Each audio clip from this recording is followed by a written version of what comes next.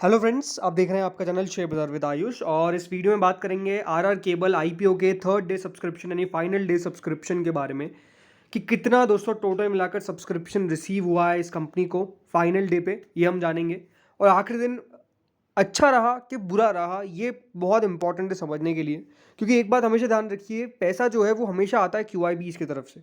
तो क्यूआईबीज ने क्या किया है और ऐसा कुछ किया है जो डेफिनेटली आपको भी चौंका देगा। तो वीडियो को पूरा जरूर देखिएगा। बात करेंगे अलॉटमेंट चांसेस के बारे में। तो दोस्तों, अगर अभी तक उससे पहले आपने चैनल को सब्सक्राइब नहीं किया है तो आप चैनल को जरूर सब्सक्राइब भी कर लीजिएगा। So friends, RR cables IPO का आज आखिरी दिन था और अब दोस्तों ये आईपीओ क्लोज हो चुका है।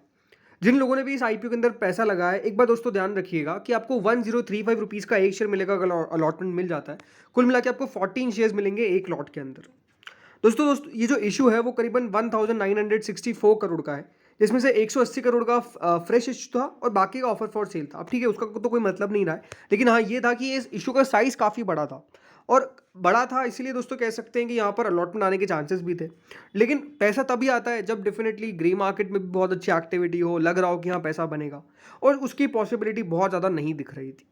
तो जो शुरुआत के 2 दिन रहे थे उसके अंदर कुल मिला के पैसा तो ठीक ठाक निकल कर आया। मतलब कुल मिलाकर 2 दिनों में आपको 1.40 टाइम ये इशू सब्सक्राइब होता हुआ नजर आया। 2 दिनों के अंदर जो पैसा है वो कह सकते हैं ठीक ठाक आया। 1.40 टाइम ये सब्सक्राइब हुआ, ठीक ठाक ही कह सकते हैं, मतलब बहुत खास तो नहीं है, राइट। लेकिन ये था कि हाँ, हर एक कैटेगरी सिवाय रिटेल को भी ऑलमोस्ट मान सकते थे कि वो भर गई थी। पैसा जो है वो हर एक कैटेगरी की तरफ से आ गया था। लेकिन ये था कि फाइनल डे में क्या होगा, फाइनल डे में कितना कितना पैसा निकल के आएगा, ये एक इंपॉर्टेंट क्वेश्चन था। अब बात करते हैं कितना पैसा निकल कर आया है एक्चुअल में।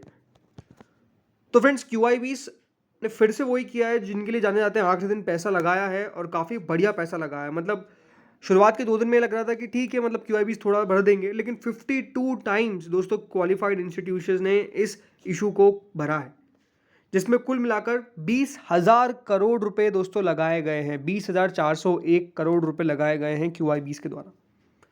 इनके लिए दोस्तों तकरीबन 37 लाख शेयर्स ऑफर किए गए थे।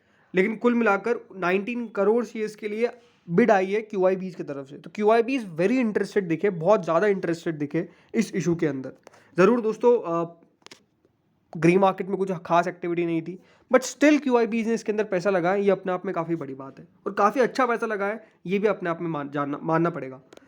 अगला दोस्तों आता है नॉन इंस्टीट्यूशनल बायर्स। तो नॉन इंस्टीट्यूशनल बायर्स ने भी कल 2 गुना के आसपास भरा था, लेकिन आखिरी दिन 13 टाइम्स दोस्तों इस इशू को भरा है। तो आज नॉन इंस्टीट्यूशनल बायर्स की भी एक्टिविटी काफ़ी अच्छी दिखी, जिसमें कुल मिला के 3,874 करोड़ आए, जिसमें से जो मेजरली पैसा है वो बिग एचएनआईज की तरफ से आया, बिकॉज 15.68 टाइम्स बिग एचएनआईज ने इस इशू को भरा है, जो ऑलमोस्ट 3061 करोड़ है, 3,000 करोड़ मात्र बिग एचएनआईज की तरफ से आए। स्मॉल एचएनआईज ने कितना 8.33 टाइम्स इस इशू को भरा है, कुल मिला के 812 करोड़।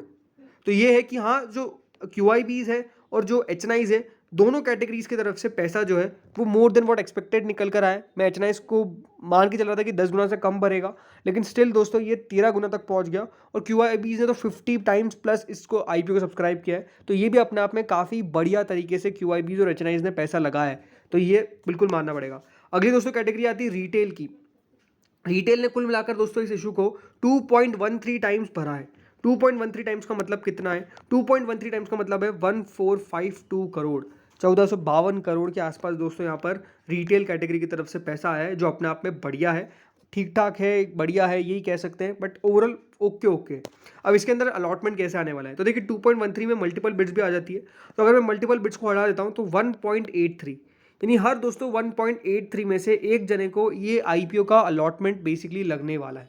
तो जिन लोगों ने पैसा लगाया, मान के चलिए आपको 1.83, यानी अगर इसको हम मल्टीप्लाई बाय 2 भी कर लेते हैं तो ये मान लीजिए कि हर 3 साढ़े 3 में से एक जने को अलॉटमेंट मिल जाएगा। मतलब ठीक है, मतलब हर 2 में से एक भी कहेंगे तो कोई दिक्कत वाली बात नहीं है कि हर 2 में से एक जने को अलॉटमेंट मिलेगा रिटेल के अंदर। तो रिटेल के अंदर अलॉटमेंट मिलना बहुत मुश्किल नहीं है, बहुत आसान है। बट ये है कि अगर आपने एक एप्लीकेशन लगाई तो आपको डेफिनेटली 2 में से एक है पॉसिबिलिटी, और अगर 2 लगाई तो 2 में से 2 तो आने, 2 में से एक तो आना ही चाहिए कम से कम, ये लगता है।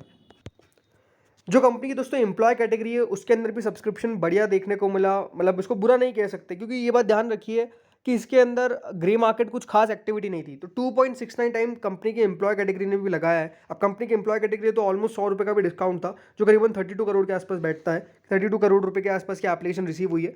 टोटल मिलाकर दोस्तों कंपनी ने 18.69 टाइम्स जो है सब्सक्रिप्शन रिसीव किया है और अच्छा सब्सक्रिप्शन रिसीव किया है, मैं इसको ये ज़रूर कह सकता हूँ। कुल मिला के कंपनी ने पैसे रिसीव कितने किए हैं? 25,760 करोड़।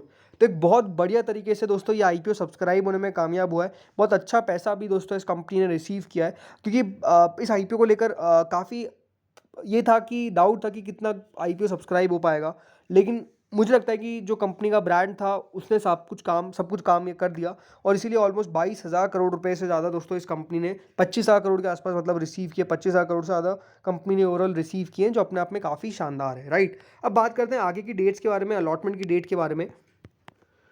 तो जिन्होंने भी इस आईपीओ के अंदर पैसा लगाया है, फ्रेंड्स ये बात ध्यान रखिएगा, आपको 21 को इस आईपीओ का अलॉटमेंट पता चलेगा, यानी 21 को इस आईपीओ का अलॉटमेंट है। देन 22 को इसका रिफंड आएगा, और 25 को आपके शेयर्स क्रेडिट होंगे, और 26 को इस आईपीओ की लिस्टिंग होगी। तो लिस्टिंग में काफ़ी दिन है, इसमें कोई डाउट नहीं है। इसका कारण है कि बीच में छुट्टियां काफ़ी, मतलब अगले हफ्ते तो दोस्तों एक दिन बाजार भी बंद रहेगा ड्यू टू गणेश चतुर्थी, तो उसके कारण बाजार की भी छुट्टी है, और इसी के कारण ही इसकी जो लिस्टिंग है वो 26 को होने वाली है। अगर कोई भी लेटेस्ट इन्फॉर्मेशन निकल के आएगी कि बाद में जल्दी लिस्ट होने वाला है, तो वो आपको मैं शेयर कर दूंगा। अभी तक तो यही कि हाँ T+6 के अंदर ये आईपीओ बाजार में लिस्ट होगा, बट अगर उससे पहले कंपनी ने T+3 ऑप्ट कर लिया तो वो बात अपने आप में अलग है। अभी तक उसको लेकर कोई भी इन्फॉर्मेशन मेरे पास निकल के नहीं आई है। अब अगर मैं बात करता हूँ इसकी करंट ग्रे मार्केट की, तो करंट ग्रे मार्केट करीबन 102 रुपये चल रही है। तो ग्रे मार्केट में ओवरऑल हम कह सकते हैं कुछ खास बढ़त तो नहीं है, बट ये है कि हाँ 10% के आसपास अभी ग्रे मार्केट चल रही है। अब यही है कि देखिए लिस्टिंग पर कितना देखा जाता है वो अपने आप में इम्पॉर्टेंट है। लगता है कि 10% तक दे के जाना चाहिए, बट कुछ कह नहीं सकते।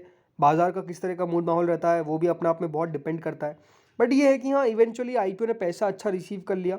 अच्छा एक्सपेक्टेशन, मतलब जो एक्सपेक्टेशंस थी उससे काफ़ी ज़्यादा कंपनी ने पैसा रिसीव कर लिया, और ये बढ़िया है। अब देखना ये है कि किस तरह की लिस्टिंग होती है। बहुत बार होता क्या है ना दोस्तों, अच्छी कंपनीज़ के अंदर जब ग्रे मार्केट अच्छी नहीं होती है तो ये भी एक फ़ायदा उठा लिया जाता है। काफ़ी बार मैंने ये देखा है, जैसे कि मैनकाइंड फार्मा था।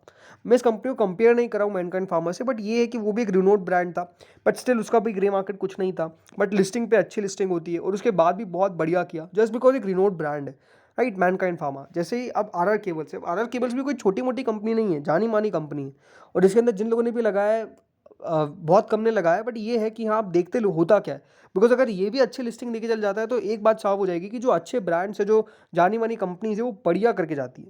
बट अगर यहाँ पर कुछ भी अच्छा नहीं हुआ तो इसका मतलब ये कह सकते हैं कि क्यूआईबीज का इतना पैसा लगाने के बावजूद भी आईपीओ कुछ नहीं कर पाया। अगर लिस्टिंग पे कुछ भी नहीं होता है, मतलब ये है कि 5-10% भी देकर नहीं जाता है, और ओवरऑल अगर ये डिस्काउंट में खुल गया तो फिर तो बात ही अपने आप में काफ़ी अलग हो जाएगी। तो ये देखना बहुत दिलचस्प होगा लिस्टिंग डे के दिन कि किस तरह की इसकी लिस्टिंग होती है, अबव एक्सपेक्टेशंस होती है या बिलो एक्सपेक्टेशंस होती है, ये हमको आने वाले दिन में पता चली जाएगा।